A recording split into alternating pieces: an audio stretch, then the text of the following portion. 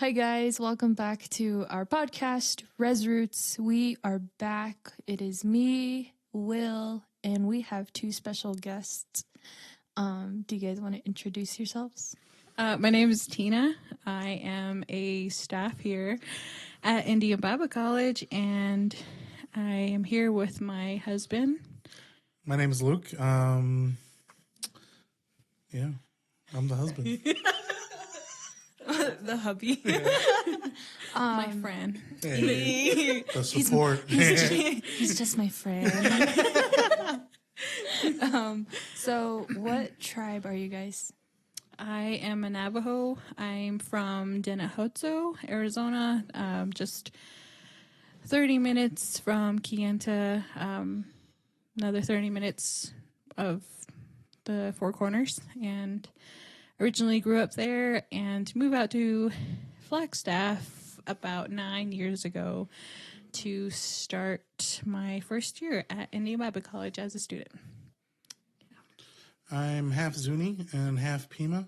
I grew up down in Hill River area, and then I came up here for school and just never left. So can you tell us a little about yourselves, how you came to the Lord, and then how you found out about IBC? Well, I definitely grew up in on the reservation where it was out of nowhere, basically, and my mom was a single parent, middle child of 7, and the typical grandma raising us, and father did not know, and it wasn't until after my grandma passed away, who was such a strong believer and had left a legacy. Also felt like God left with her, and so I think it was when I felt empty and alone and kind of depressed that she was gone, and my mom wasn't there to be a mom, and so it was kind of a dark time for me. But thankfully, the Lord used my youth pastor, and he reached out to the youth in our community and invited us to the Ron Hutchcraft Warrior Leadership Summit, and I think that's when I've really understood what it means to have a relationship with Jesus, and that was very attracting and felt like God just hugged me and like a welcome home. I want you, you're my daughter. You no longer have to do this by yourself, and that's when I decided to follow him and commit my life to him. And after graduating high school, I had more of a path going towards business administrative at Diné College. But yeah, that was real Diné. But I just felt God's, I guess what broke God's heart, because I was in a place that there wasn't a whole lot of Christian influence, anyone really following Christ, and I just seen the darkness that happens on the Navajo reservation, and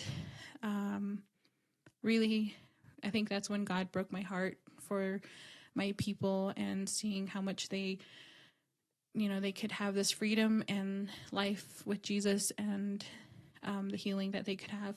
But I really felt unequipped, so I reached out to my best friend, Fred.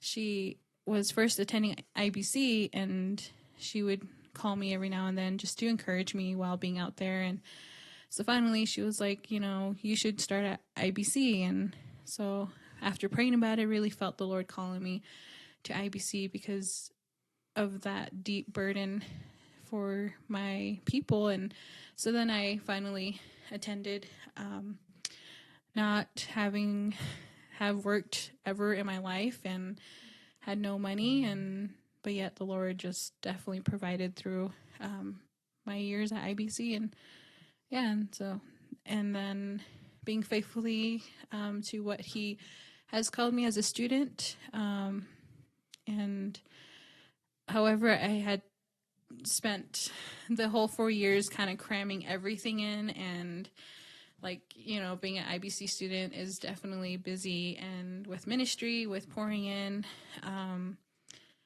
and with work at the same time, that I really felt like I needed a break from ministry in general. So I did. And eventually the Lord laid IBC back on my heart. And yeah, it's kind of been a journey, but yeah, I came back. So this was after you had graduated from IBC? So how long has it been since you've been back? I've graduated at 17, so it's been about 4 years. About 4 years. Yeah, until I officially became on staff as I'm discipleship, mentoring second year, and also helping in the business office. Funny story that, my first plan was to be a business administrative, and now seeing that being in use. Yeah. Wow, that's interesting. And then you came back with a husband? A friend. Ow. So rude. I needed my bills paid. Oh, wow. I need food. So what about you, Luke? What kind of led you? I mean, besides Tina, what led you to IBC?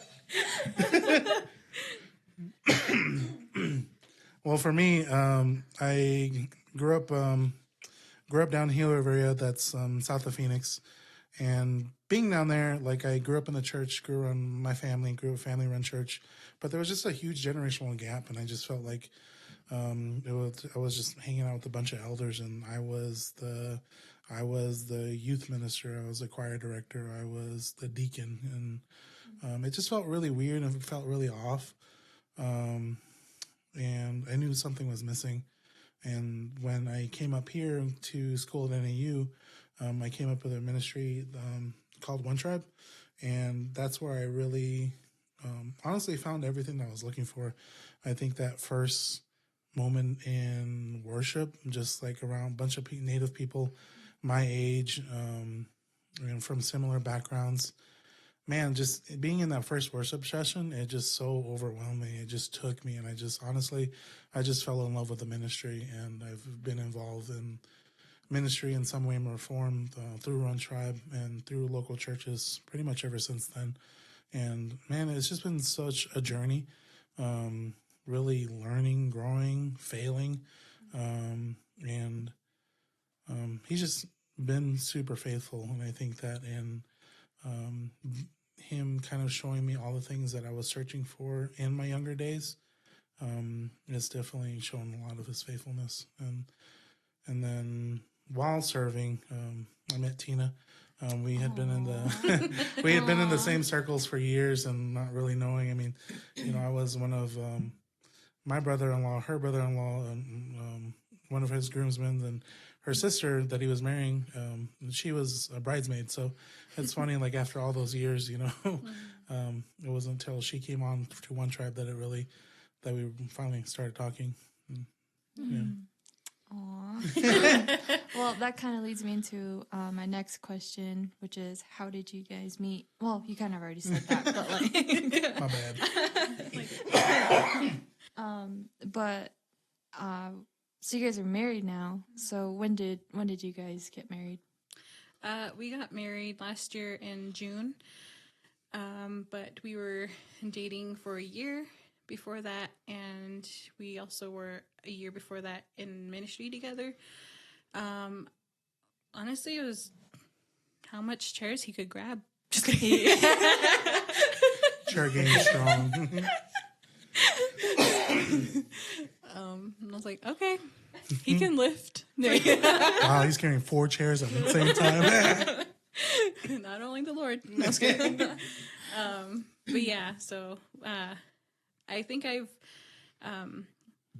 going into this ministry, definitely, I was at a point in my life that I was just enjoying my contentment with the Lord and not really looking for any relationship at all.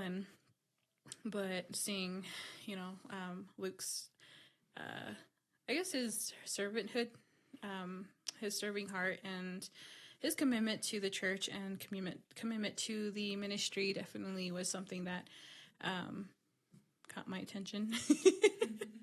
And it was nice to see that grow in our ministry now. Well, for me, it was more so like I was just serving in ministry, and for doing it for so long, I always like to be.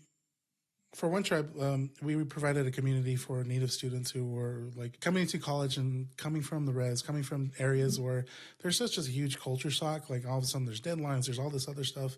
And like our purpose was to provide a place where they could feel like home. And like I always, and part of that, I always just enjoyed cooking for people. And it's something that I really just enjoyed doing, providing home cooked meals, providing, stews and everything else. Just really like just to provide that piece of home here. And to give them something to connect with and to stay and just encourage them to keep going. And for doing that for so long, and my contentment, my singleness kind of got thinner and thinner and thinner. And it wasn't until, but honestly what spoke to me is just seeing how the way that Tina cared for people. And especially the first time that she really volunteered to help me with food. I got so used to doing everything by myself. Like, I made the fried bread. Honestly, it was really hard to let go of that part of the control. But just seeing Tina feel that, see that need, and just really kind of like stepping up, and just really honestly, that was the beginnings of me learning how to trust, I guess. And it ever since then, it just felt like we just been cruising, doing ministry. You're like, Lord, give me someone. Yeah, it really was like that. No, you're like, Lord, give me someone to cook for. That too. Amen. I actually kind of wanted to touch on that too, because when I first came here, the first church I went to was One Tribe when you guys were still down the street from here.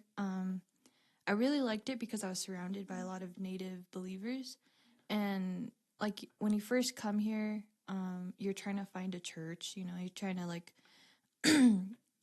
dip your toes in different churches. And to be honest, like a lot of the churches around here are very,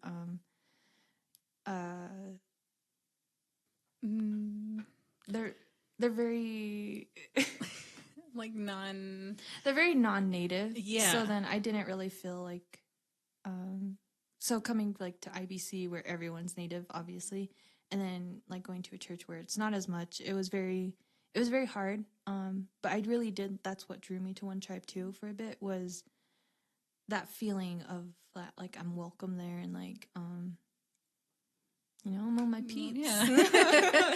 Like you're home. Yeah, it really speaks a lot, especially when you're in someplace new and you're exploring. And I think being a believer and stepping into that place of like, oh, these are people like me who are kind of striving after the same thing. I think that really speaks out. Like, that speaks a lot. Mm-hmm. And definitely see it here at IBC too. Yeah. Yeah. I agree. So how has the married life been for you guys? Be honest. Terrible. Just kidding. Just kidding. Wow. He's like, no, you're right. No comment. I plead the fifth. Wow. I think it's definitely has its challenges as being, we've only been married for 8 months. Known each other for 2 years, I think. And yeah, and it almost seems a short time, but at the same time, it also feels like we definitely got to really know each other. And I think COVID definitely plays a big part in that, with the scarce of it and, family members and, just experiencing the fears, the worries, the anxiety of it. And I think that really helped us to see, each other's side and when we are feeling scared or nervous or, but so far I don't know, I'm enjoying it. I mean, being home with for a long time, I've always had roommates that I'm not very much pleased with. Just kidding. I was gonna ask that, like, did you guys were you guys in lockdown together, or like when no. COVID hit? Like, how was that? I think we're supposed to. Just kidding. We weren't married. Yeah, we weren't married, so we didn't live with each other. But there was a time that both our roommates were exposed and were tested positive, and luckily his mom had a 3-bedroom, and so we had separate rooms, but we were still in the same space, and so just being careful also as well. But it's a lot better now. Like, if, you know, one of us is exposed, then we get to quarantine together in the same house, you know? Yeah.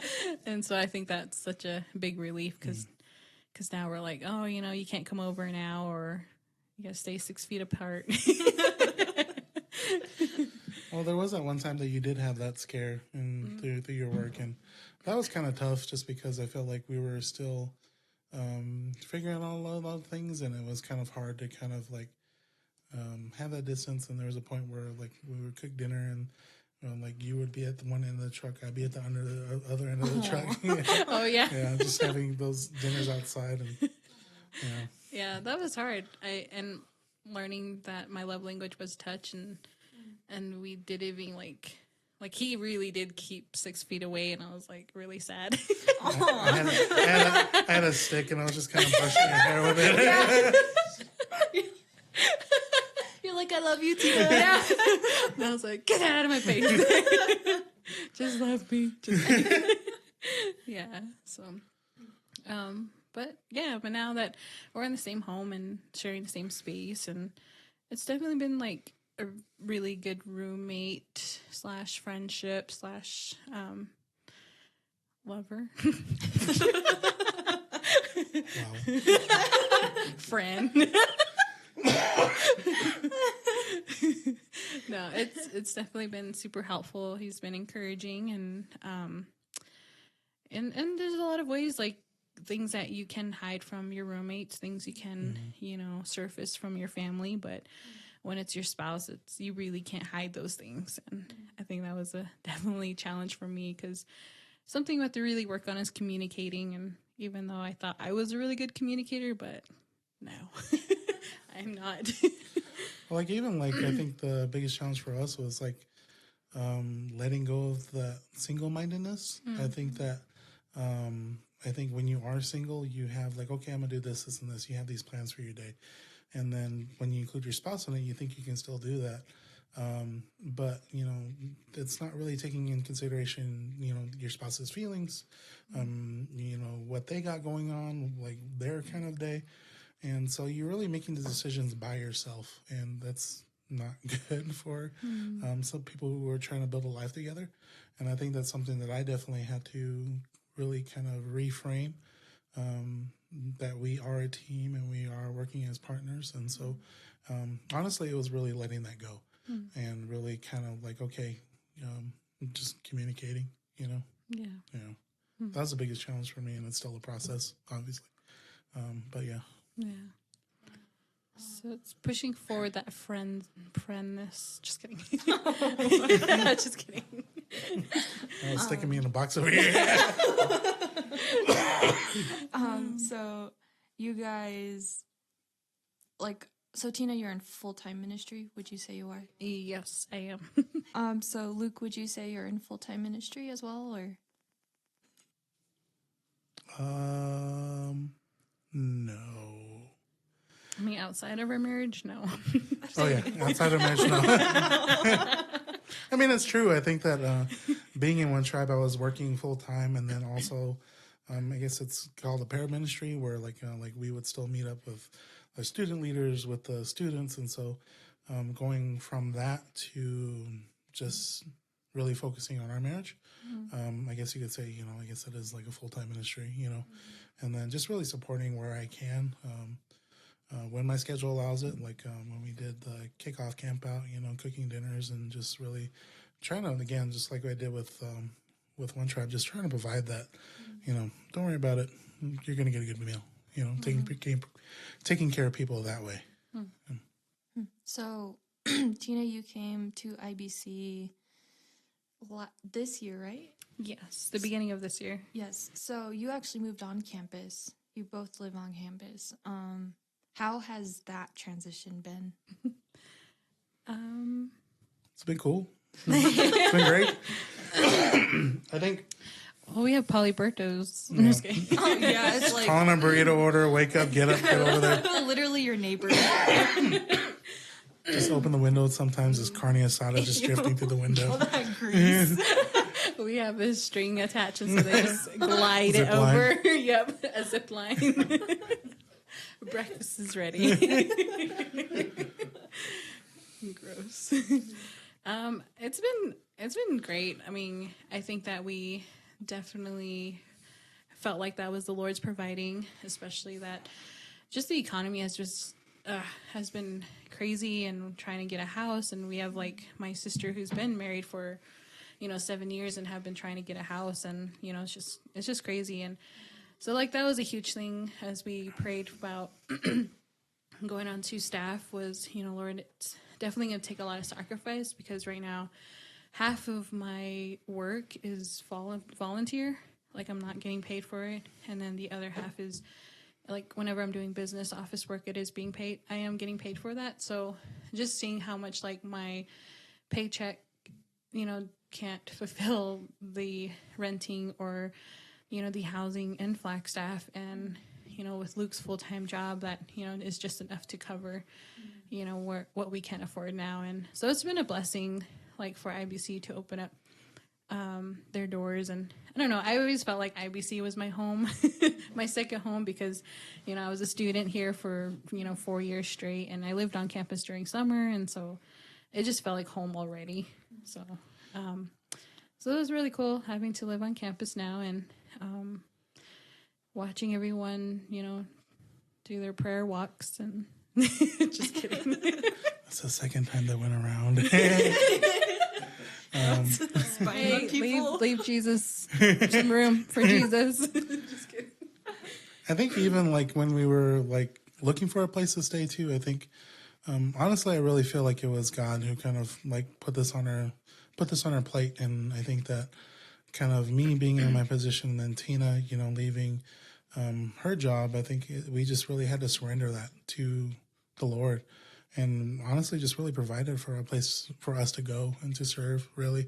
And so it's a blessing in two ways, where one, we're able to afford and to do ministry, but then also, we're right there, we're able to do that ministry.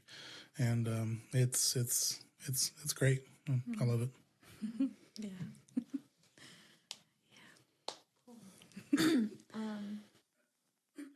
So you guys have kind of mentioned like your transition from like singleness to being in a relationship to being married to coming to IBC with like, that's a lot of change.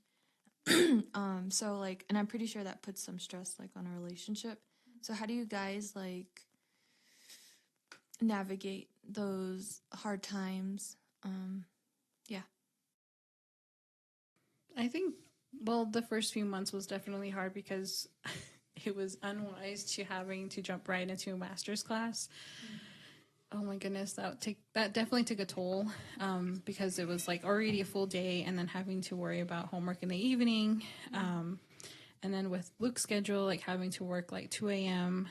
and which he had to like go to bed like 7 p.m. and so that only gives us like 2 hours, like to just have dinner and to just make that time for each other. And I for a while we were I think our relationship was kind of suffering, and we didn't really see that and realize it, and of course there are people in our lives who have said like, you guys should chill out.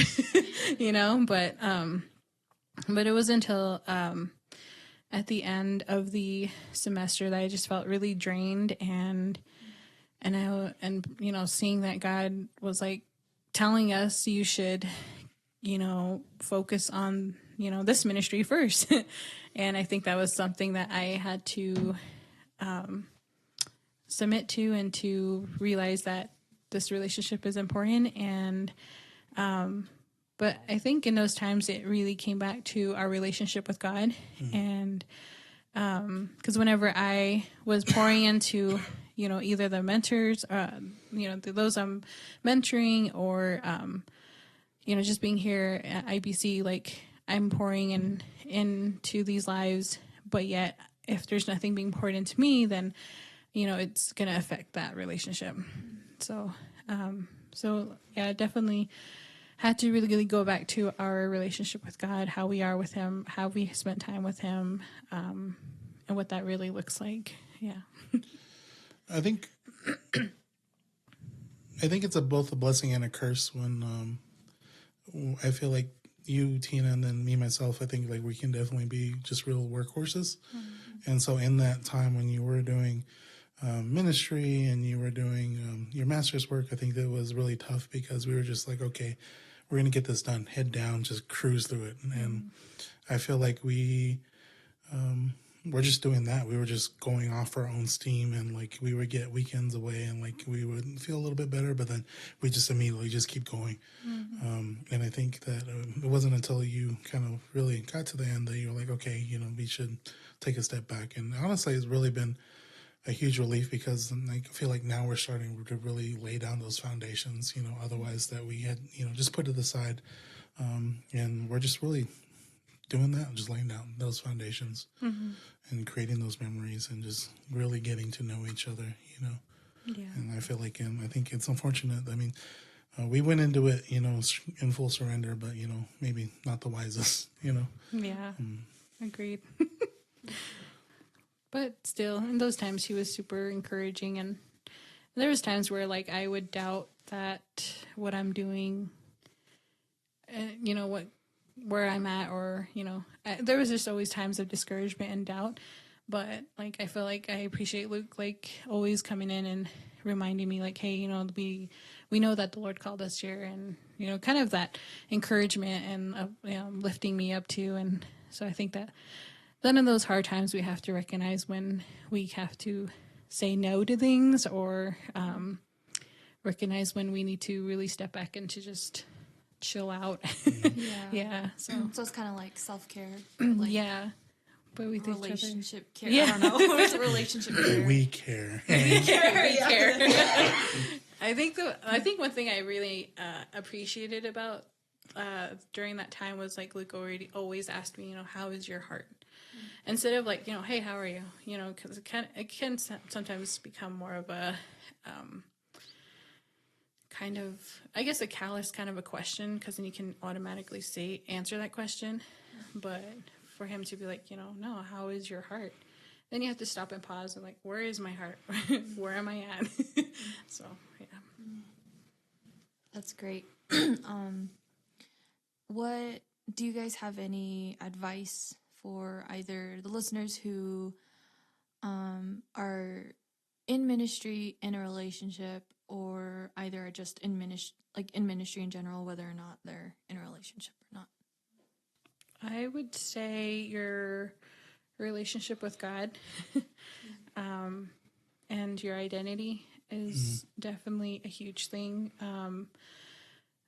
As a single person for I didn't meet you until I was 26. Yeah, for 26 years. And so like I got saved when I was like 15. So it was like a good chunk of my life that I was in ministry, walking with the Lord, and in my singleness.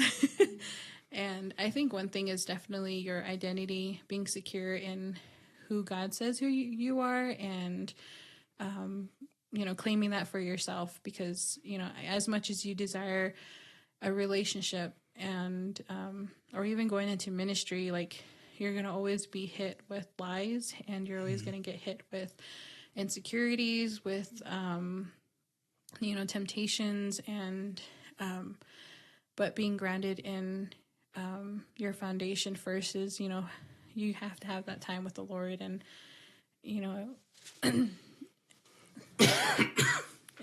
just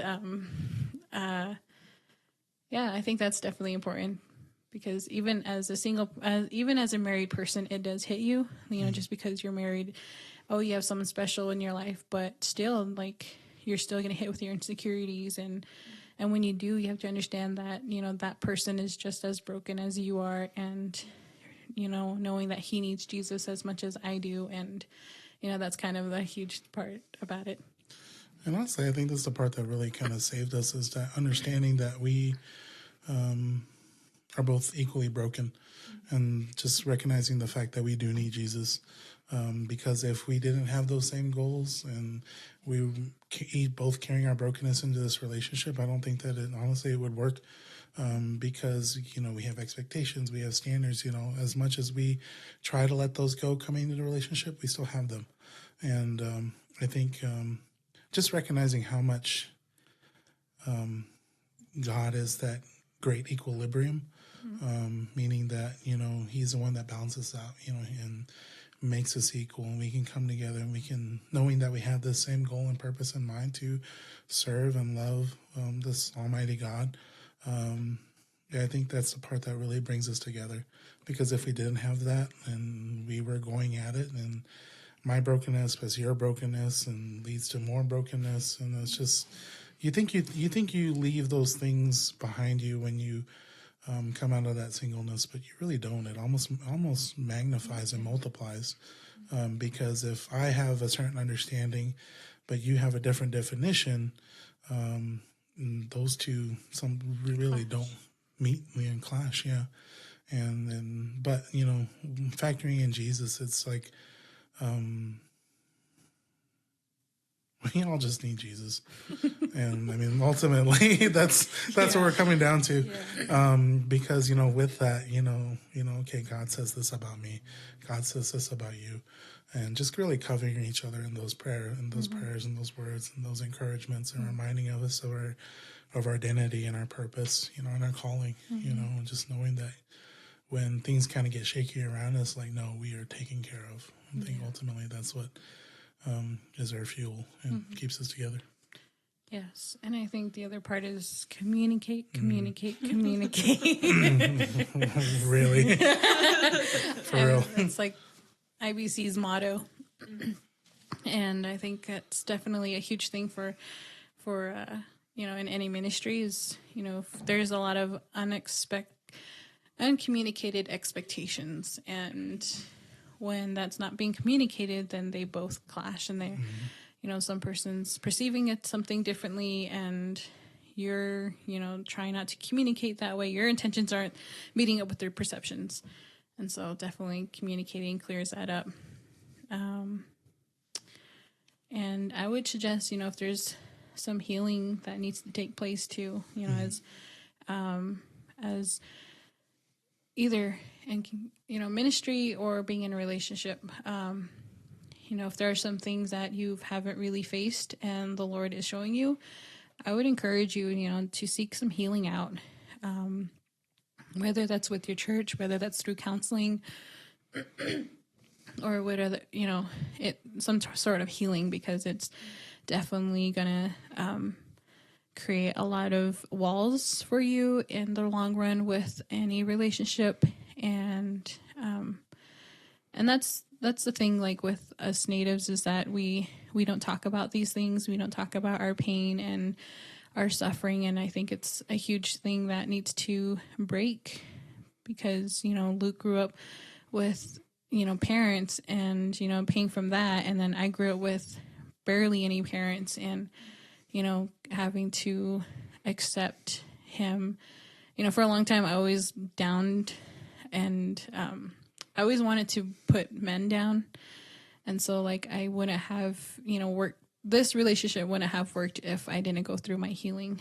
And that was healing because I didn't have a father, and accepting that through, accepting Jesus as my father. And so now I can see Luke as, he's just a man who's just as broken as me, and also someone that I can support and help and encourage too. And, not someone that I can, put down, or, because my old self, I think I would have definitely done that.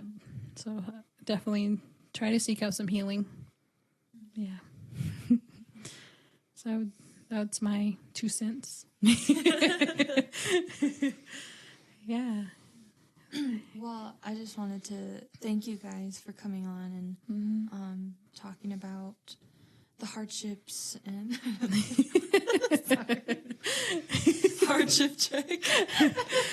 Come on, Nez, I'm waiting. Just kidding. If you're out there, Nez, it's your girl, Tree. Just kidding. I mean, Tree Lassie Luna. I'm just kidding. Just kidding.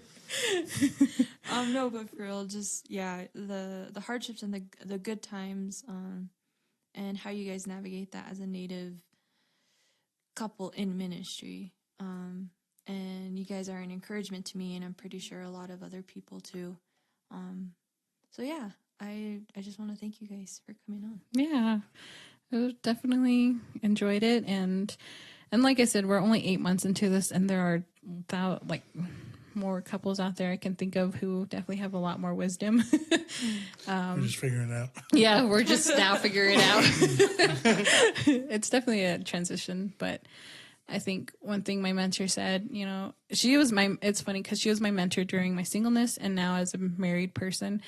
And one thing was just like for her to encourage me that, we don't have to have it all figured out. And, she was encouraging herself because she's like, I've been married for 10 years and I'm still figuring out some things. And so even that's a comfort that, just because you come to, being married, you're not going to all figure it out all of this all the same time. And that's okay. And I think the important part is also seeking out older mentors and more experienced mentors who are willing to, share with you the struggles or, just the different things that come about marriage. So yeah, it's been pretty fun and happy to help. And hopefully this encourages others to want to get married and not. Get a friend. Yeah. Please make those friends officials. Just kidding. Communicate. And please stop taking food out for him. Just tell him to come inside. Just kidding. Your in-laws. Don't say you have kids with your friend. Just kidding. Wow. I'm just kidding. No. But yeah, thanks for inviting us. It was fun. And Yeah, it was fun. yeah. Well, we hope to have you guys back on again soon, hopefully. Yeah. We're just And across if the you have street. any questions, Literally just across the street, Yeah. so we'll holler. yeah, if any questions out there too. I mean, definitely open to talk about other things. You have questions about, whether in a relationship or ministry or, yeah, we're open to sharing our wisdom. Or lack of. Yeah. And I think, as always, our Hope Team Instagram and Facebook is always open to you guys, and you guys know that. But yeah, so thank you guys for tuning in, and hopefully we'll see you again next week. Yeah. Hagonet. Waiting for my hardship.